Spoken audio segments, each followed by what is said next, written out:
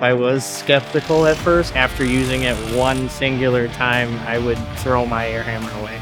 There's enough power there to do it. Heavy machinery, small car, there's no real point to having air after this comes out. It is a fantastic tool that can get something delicate out and enough power to break the most stubborn ball joint. Anything that an air hammer can do, I can do with the striker. The actual ramp up on the striker is better. Pneumatics have always been kind of an on-off switch. The striker, you can feather it, you can feel the power ramp up. That's nice that you have that adjustability with the trigger. Having the variable speed is a really nice touch. Gives you the build up to break it loose. When I found out Milwaukee was building the Hammer Chisel, I thought, this is a company that's actually listening to their consumers and hearing their pain points. Being able to use a hammer without a hose or a compressor, it's created new opportunities for me to do work.